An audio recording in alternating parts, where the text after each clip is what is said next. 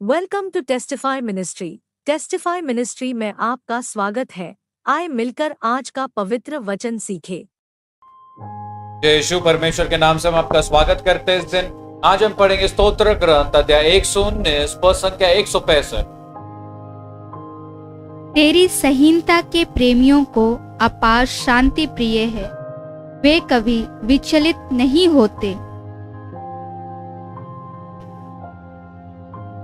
मेरे भाई और बहनों, आज का वचन कहता है जो परमेश्वर के वचन से प्रेम करते, उसके आज्ञा से प्रेम करते, वो कभी विचलित नहीं होते या कभी वो डगमगाते नहीं, क्योंकि वो जानते हैं उन्हें क्या करना है। मेरे भाई और बहनों, 3-4 दिन से हम परमेश्वर के शब्द के ऊपर मन चिंतन कर रहे, उसके ऊपर दबाव दे रहे कि शब्द को जीवित बनाइए, क्योंकि जब आप शब्द को जीवित बनाएंगे आप कभी डगमगाएंगे नहीं। जब आप शब्द को जीवित बनाएंगे आप कभी भी किसी भी चीज में रुकेंगे नहीं, क्योंकि परमेश्वर का शब्द आपको सही और गलत के बीच में चुनने के लिए हमेशा मदद करेगा। वो आपको पाप से बचा कर रखेगा, दुख तकलीफ परेशानी से बचा कर रखेगा, कभी भी गिरने नहीं देगा। मेरे भाई और बहनों, उस प्रकार का वो शब्द है, इसलिए हम कहते हैं कि शब्द को जीवित बनाइए, शब्द से प्रेम करें।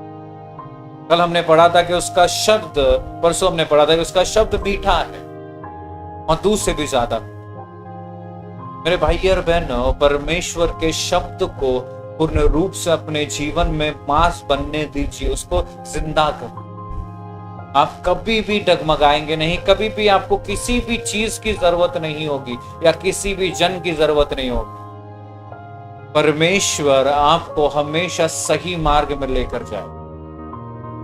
मेरे भाई और बहनों, हमें किसी जन की जरूरत लगती है क्योंकि हमारे पास परमेश्वर जिंदा नहीं। परमेश्वर हमारे पास जिंदा रहेगा, उसके शब्द हमारे पास जिंदा रहेगा, हमें किसी भी चीज की जरूरत नहीं या किसी भी जन की जरूरत नहीं, क्योंकि परमेश्वर हमें बताएगा क्या करना। इसलिए हमने पढ़ा था कुछ दिन पहले कि उसके शब्द हमारे रास्ते के ज्योति, हमारे मार्ग की ज्योति।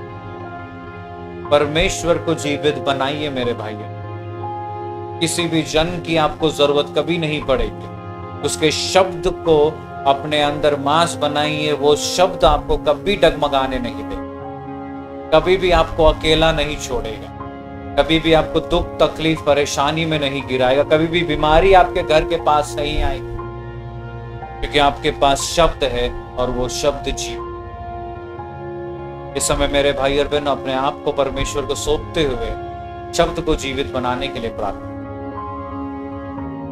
हे पिता परमेश्वर, इस दिन के लिए धन्यवाद देते, सुंदर वचन के लिए धन्यवाद देते। परमेश्वर, तेरे जिस प्रकार तेरे शिष्यों ने प्रार्थना किया था कि विश्वास बढ़ा और तूने उनका विश्वास बढ़ाया, आज हम भी प्रार्थना करते परमेश्वर, तेरे शब्द में हमारा विश्वास बढ़ा, तेरे शब्द को हमारे अंदर जीवित बना परमेश्वर, के हम किसी पर निर्भर नहीं, तेरे शब्द पर निर्भर रहे, किसी के पास दौड़ते हुए नहीं जाए, तेरे शब्द के पास दौड़ते हुए जाए। हमें उस प्रकार परमेश्वर जीवित बना तेरे शब्द। आज अपने आप को तेरी ओर सौंपते हैं परमेश्वर, हम तुझसे जुड़ना चाहते हैं, तू हमारे लिए परमेश्वर जीवित बन, इस संसार से भी हर एक चीज तुझे देते हुए परमेश्वर इस सुबह ये प्रार्थना मांगते और कबूल करते हैं। आमीन। जय यीशु।